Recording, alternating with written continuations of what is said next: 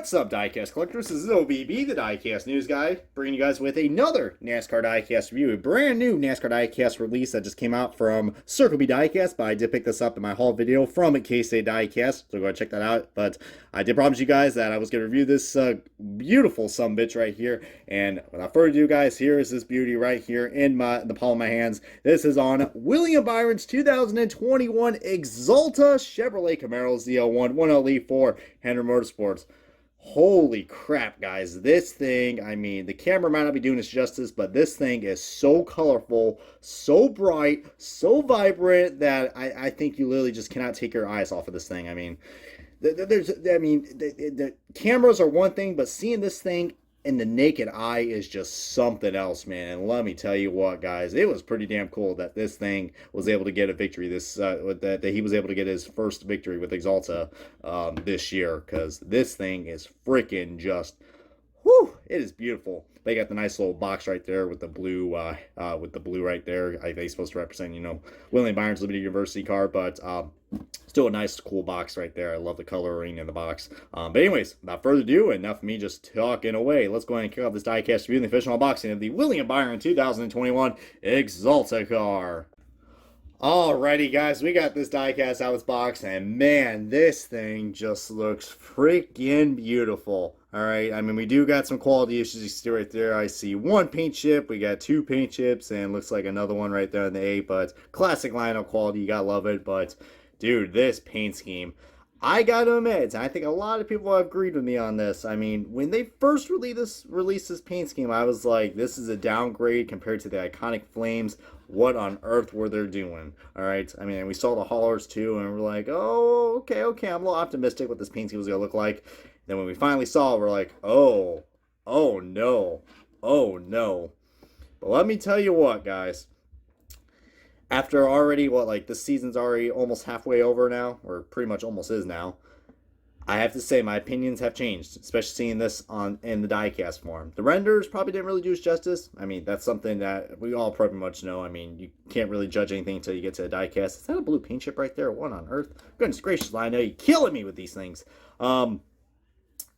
Man, I think what even topped it even better to make me like this car even more is that this guy won in this paint scheme at freaking Homestead, Miami, guys. Started that race 31st, moved his way up to the front, led 102 laps, and cruised his way to his second cup win, guys. Which, by the way, I also do got to review his first cup win, which I did pick up at New Hampshire.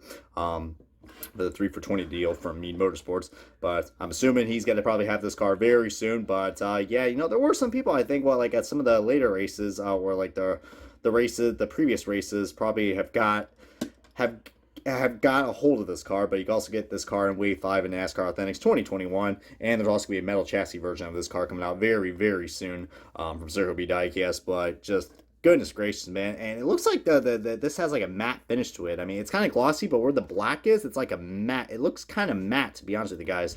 And then the stickers, well, you know, where the decals are, it looks like they're very glossy. I mean, I like that nice little finish right there. I mean, I don't know, just the black looks nice, and the bright, it's a very simple looking paint scheme, guys. I mean, I think the only gripe I have is that just the front does look kind of odd, like you see right there. I mean, that I kind of get what they were doing right here. I don't mind the blue and the green, but where the yellow and the red just, you know, stop right there, it just looks kind of random. I wish they kind of continued it, and we got like the outline where the grills are. I mean, I think that would look cool. I don't know why they put black right there. So I think that's the only thing I got to criticize about this paint scheme.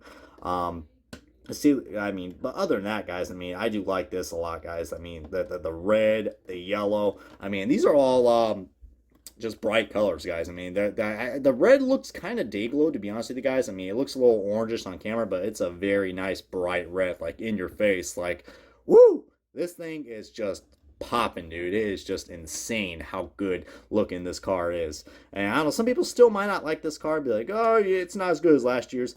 But at least this year's is actually accurate, because if you guys remember last year's, they got the freaking flame gradient wrong. They had it like reversed or something. So I'm kind of glad that we finally got an accurate Axalta car.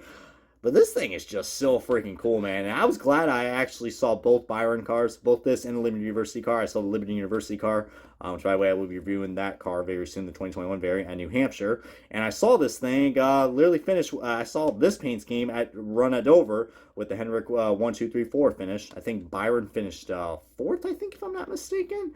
They did third or fourth one because, but yeah, I mean, and Byron ran pretty well. He led a couple laps during that Dover race. I was like, all right, Byron looked like he had good shots.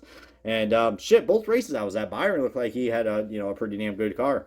But what a spectacular season William Byron has had so far, guys. I mean, so consistent and dude. When this season first started, I think what was like the first 10 or something races, he had consecutive top 10 finishes. For 10, 11, or 12 races straight, dude. I mean, this guy is absolutely on fire. He's currently third in the freaking in the freaking championship points right now. For the regular season. He's third, right behind, Denny Hamlin and Kyle Larson. I mean, dude, this guy has been incredibly consistent. I'm hoping he can get that second win because Henry Motorsports, man, they have been absolutely on fire this year. But William Byron, guys, was probably the first guy to kick things going for Henry Motorsports, and then eventually leading to Bowman and Larson and Elliott's wins. Just goodness gracious. And I think the help of Randy Fugel really gave this kid just the confidence and show what he could do, guys. Because, a lot of people were questioning William Byron and, people question Alex Bowman too. But look at them now, guys. Both of them are showing their times at Henry Motorsports. And let me tell you what, guys, I think Rick Hendrick and the soon-to-be the soon-to-be president of Henry Motorsports, Jeff Gordon, how fitting, because we got the 24 right here. They said they have a long future ahead for these guys, including William Byron. And I'm looking forward to see that because, man, let me tell you what, man. It was just so cool seeing the 24 back in Victory Lane, guys. It really was. I mean, it was cool at Daytona, but at a freaking speedway, dude, that was insane, guys. Absolutely insane. That Homestead race alone was really damn cool. I'm hoping I could probably go to that race next year since I will be in Florida. But with him and Chris Buescher, I mean, man, Homestead did not disappoint. Still feels kind of weird that it's not the season finale. I'm kind of a traditionalist, so that still makes me feel kind of weird. But I do have last year's Axalta car, but I have it packed away, so sadly, there's no side-by-side comparison to show you guys.